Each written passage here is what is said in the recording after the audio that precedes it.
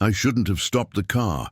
The lake was completely frozen, and the dog was right in the middle of it. Not near the shore, not in shallow water, right at the center of the lake, about 50, maybe 60 meters away.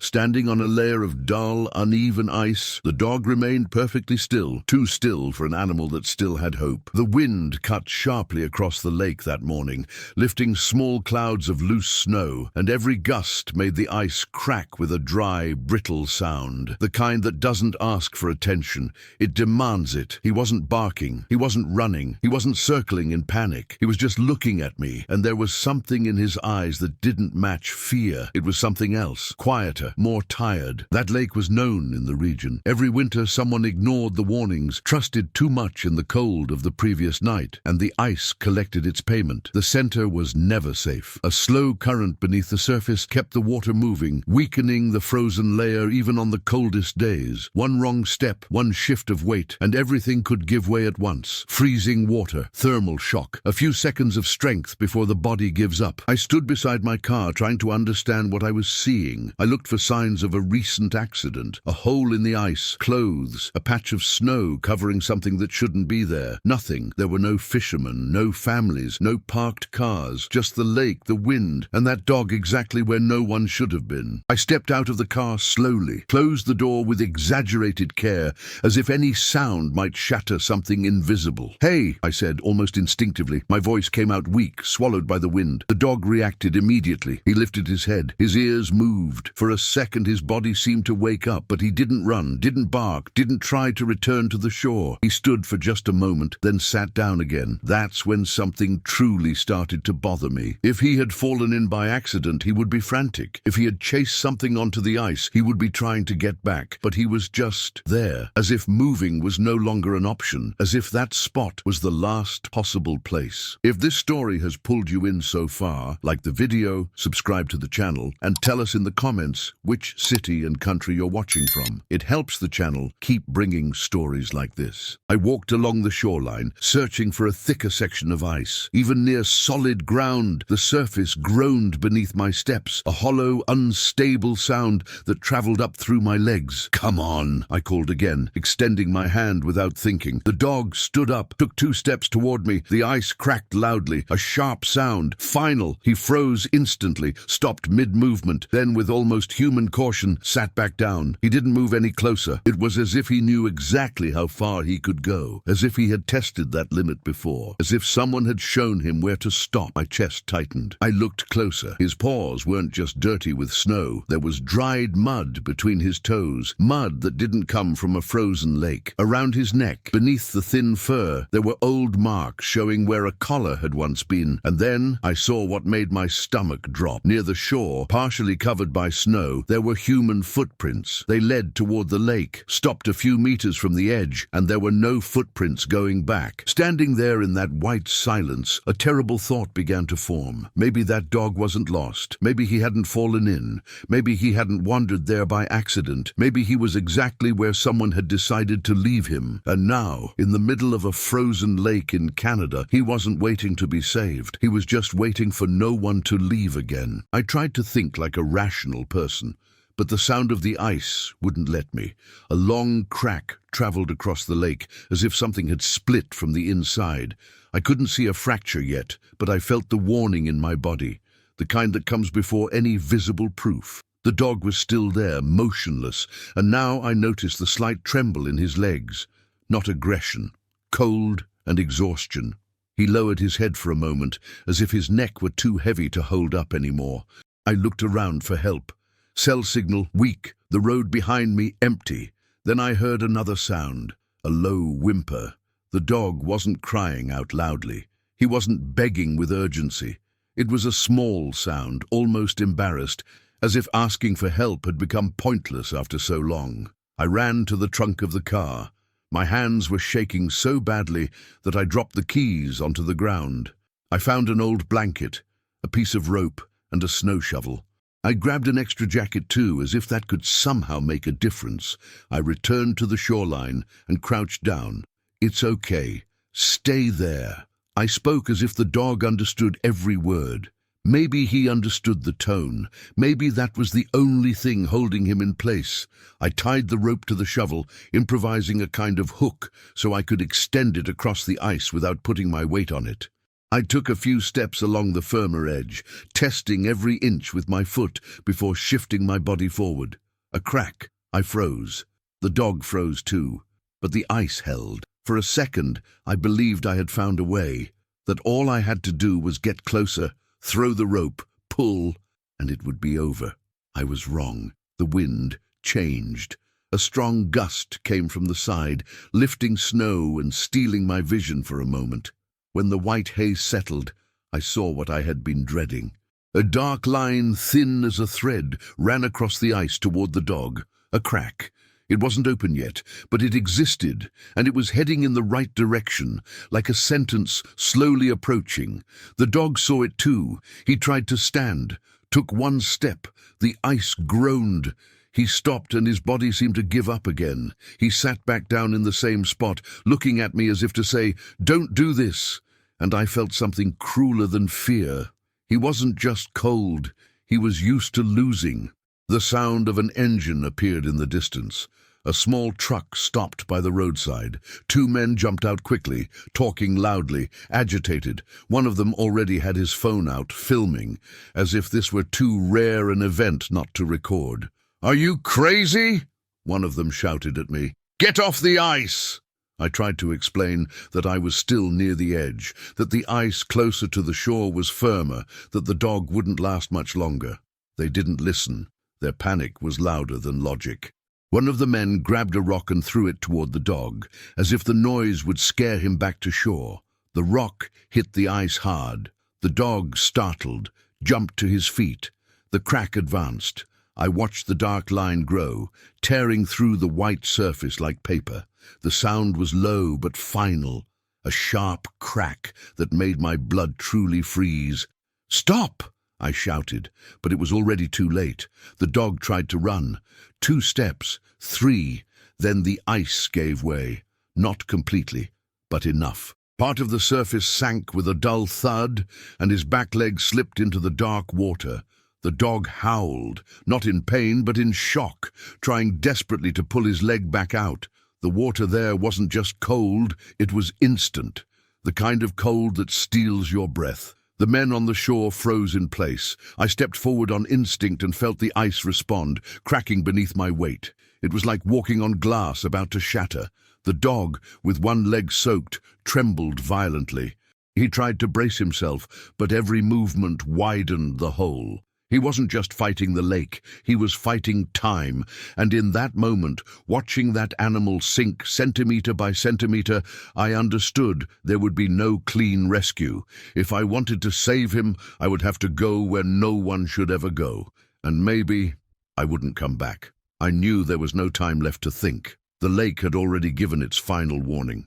The dog's back leg was still trapped in the dark water, and steam rose in small, uneven clouds every time he tried to pull it free. His entire body was shaking now, not just from the cold, but from the constant effort to keep himself from sinking further. Every second mattered. If he slipped just a few more centimeters, the ice around the hole would give in completely. And if that happened, there would be no shoreline, no rope, no improvisation that could fix it. I looked toward the shore, looked at the men standing there, frozen, not knowing what to do, looked at my car, now far too distant, and I understood something simple and brutal. Either I went onto the lake, or he wouldn't come out alive. I took my first deliberate step onto the ice, not standing. I crouched, then I lay down. I spread my weight the way I'd once heard in stories I never imagined I would live. Every movement was slow, calculated, almost absurd in how careful it had to be. The ice groaned beneath me, a deep sound that seemed to come from below my body, not the surface. The cold pierced through my clothes instantly. I moved forward a few centimeters at a time, pushing the shovel ahead of me, using it as an extension of my body. The dog watched, without blinking. He didn't bark, didn't move. It was as if he understood this movement was different. The crack had widened now. Thin streams of water rose and froze again around the hole. forming an uneven, fragile edge. I couldn't make a mistake. When I got closer, I saw something that made my throat tighten. There was a rope tied to the dog, not a collar, a thick, old piece of rope, partially embedded in the fur around his neck. The other end was loose, cut unevenly, as if it had been yanked or torn free. This wasn't an accident, not negligence. Someone had tied that dog and brought him there. Maybe they believed the lake would solve the problem. Maybe they waited until the ice hardened. Maybe they walked away without looking back. The dog noticed my stare, moved his head with difficulty, and for the first time since I'd seen him, he made a different sound. Not fear, not pain, a plea. I reached close enough to extend my hand. "It's okay," I said, not knowing who the words were for. The dog hesitated. Then, with extreme care, he shifted his weight onto the intact ice and stretched his muzzle toward my hand. The touch was quick, light, as if he were afraid of breaking something invisible between us. I felt the ice vibrate beneath his body. Carefully, I slipped the improvised rope around his torso, avoiding the neck. Every movement made the ice answer with sharp, dry cracks. My heart was pounding so loudly I was sure he could hear it. "I'm not leaving." I said it out loud, not as a promise, as a decision. The dog stopped trembling for a moment. He trusted me. I began to pull, slowly. Centimeter by centimeter, the dog's body slid across the wet ice. His trapped leg finally came out of the water, but the movement widened the crack even more. The ice sank slightly beneath both of us, creating a dangerous slope. I heard a long crack, deeper than the others. The lake responded. The entire surface around us seemed to sink a few millimeters, as if it were breathing before collapse. The men on the shore started shouting for me to come back, to let go, to stop. But I was already too far to retreat quickly. The dog slipped again, this time almost completely into the hole. I managed to hold the rope at the last second, feeling the weight yank my arms forward. The ice wouldn't hold much longer, and in that moment, with half my body over a lake ready to swallow everything, I understood the story hadn't reached its most dangerous point yet. Because saving someone doesn't always mean getting out whole. The cracking didn't stop. After the first deep sound, others followed, smaller, faster, almost in sequence, as if the lake were testing its own limit. The ice beneath my chest sank a few centimeters, and water began to creep slowly up the sleeves of my jacket. The cold wasn't just uncomfortable, it was aggressive. I felt my muscles react on their own, trying to contract and generate heat, but that only made everything more dangerous. Any sudden movement could be the last. The dog was hanging partially inside the hole, the front half of his body supported by the ice, the back submerged up to his hips. His breathing came in short, desperate pulls, and his eyes were wide open, not with fear, but with urgency. He knew this was the last attempt. I tried to pull one more time. The ice answered by giving way. A larger crack opened to my left, spreading faster than my eyes could follow. Water began to bubble up through small fissures, rising like icy fingers searching for space. "Stop!" someone shouted from the shore. But stopping wasn't an option. If I let go of the rope now, the dog would sink completely, and if that happened, thermal shock would finish the job in seconds. I leaned my body backward, trying to use my own weight as a counterbalance, distributing every bit of force with care. The cold had already moved past physical sensation. It was entering that dangerous numbness, the stage where the body starts accepting too much. I needed to act before that happened. "Look at me." I don't know why I said it. Maybe because I needed to hear my own voice. The dog locked his eyes onto mine immediately. There was panic there, yes, but also something I hadn't expected. A quiet surrender. As if he had decided to trust. Not because he believed it would work, but because there was nothing else left. He tried to move when I pulled again. His body slid a little more, and then stopped. The ice beneath him felt seconds away from breaking entirely, and in that instant, something inside me shifted. This was no longer about rescuing a dog. It was about not repeating abandonment. I wasn't going to let go. Not here. Not like this. Someone on the shore finally reacted.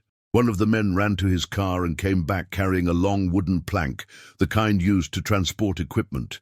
He slid one end carefully across the ice toward me. "Use it to spread the weight," he shouted. I dragged the plank closer with slow movements, placing it beneath my chest and part of my arms. The ice responded better to that new support. Not solid, but less hostile. I pushed the other end toward the dog. He hesitated for a second, then placed his front paws onto the wood. The weight redistributed. The ice groaned, but it didn't break. For the first time since I stepped onto the lake, I felt something close to hope. We started moving together. I pulled the plank a few centimeters at a time. He dragged himself forward, too weak to help much. With every meter gained, the ice seemed to protest louder, as if being forced beyond what it could allow. My hands were already numb. My arms didn't respond like before. The cold had worked its way into my bones. We were nearly halfway back when it happened. A sharp crack, louder than all the others. The plank sank on one side. Water surged up all at once. For a moment that lasted too long. Everything froze. If the plank tipped, if I slipped, if the dog lost his footing, the lake would take both of us, and there in that second, suspended in time, it became clear that the rescue would still demand something in return, because the ice never gives anyone back without asking for a price. The icy water rose too fast. I felt the cold cut straight through my clothes, as if they weren't there. It was no longer just discomfort. It was a brutal shock, the kind that steals strength from your legs and coordination from your hands in seconds. My body reacted with involuntary spasms, trying to draw a deep breath while the air suddenly felt too heavy to enter.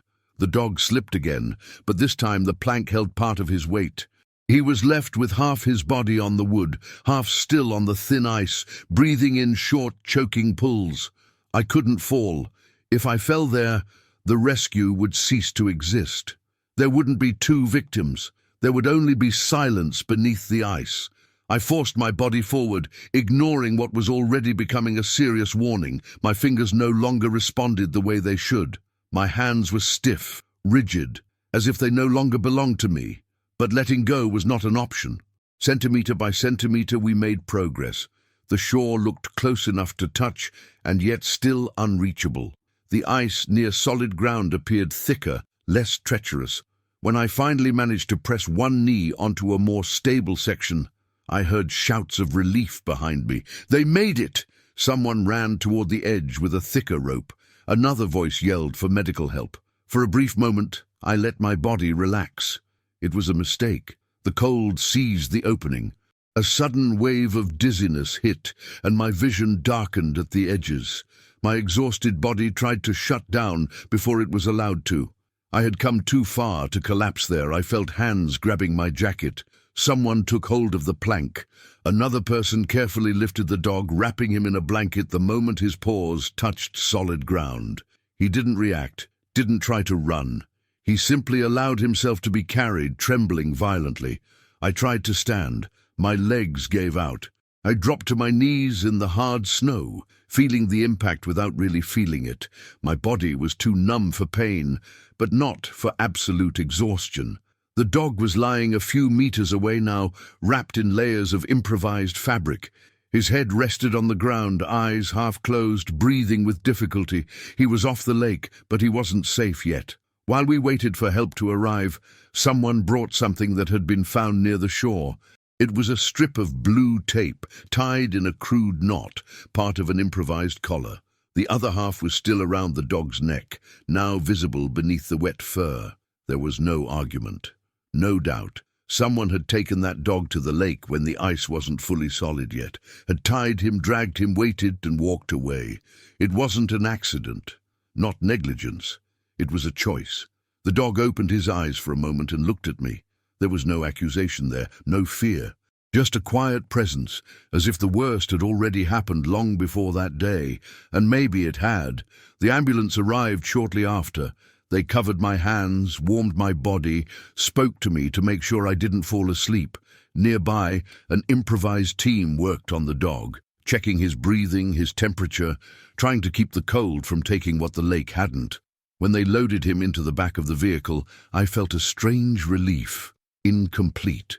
He was alive. But the story wasn't over yet, because surviving is not the same as being safe, and rescuing someone doesn't erase what was done before.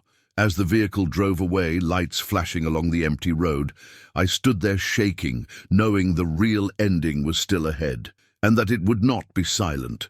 I heard news about the dog 2 days later. He had survived hypothermia. His heart had held, his lungs too.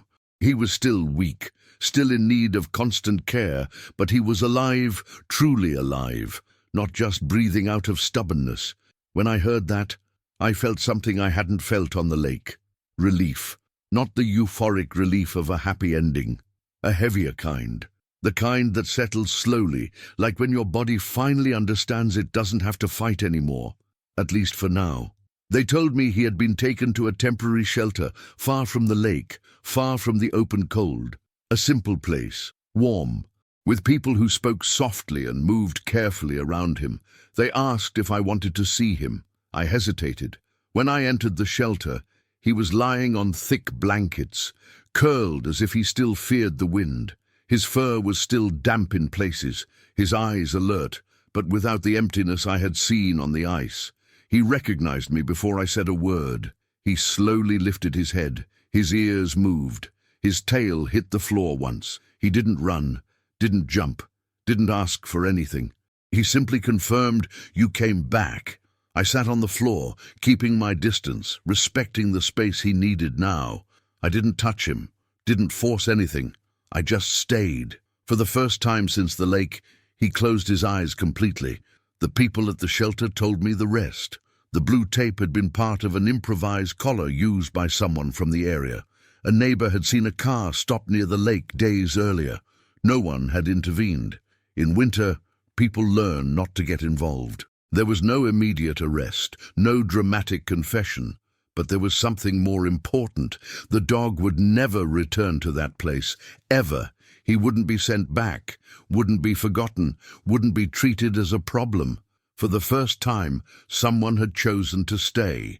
As I stood up to leave, the shelter worker said something that stayed with me. He didn't try to leave the lake on his own because he had already been left before. That hurt more than the cold ever had. The dog hadn't stopped in the middle of the ice because he was tired. He stopped because he had learned that struggling didn't change the ending. And maybe the rescue hadn't saved only his life. Maybe it had broken something far more dangerous.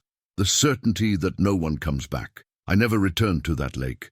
But sometimes I think about the exact spot where the ice gave way, where the cold almost won, where someone decided not to leave. Not every abandonment ends in silence. Not every rescue arrives in time. And not every hero knows they are one while they're shaking from the cold. But that winter in Canada, a dog who had been left to die found someone who stayed. And sometimes that's all that separates the end from the continuation.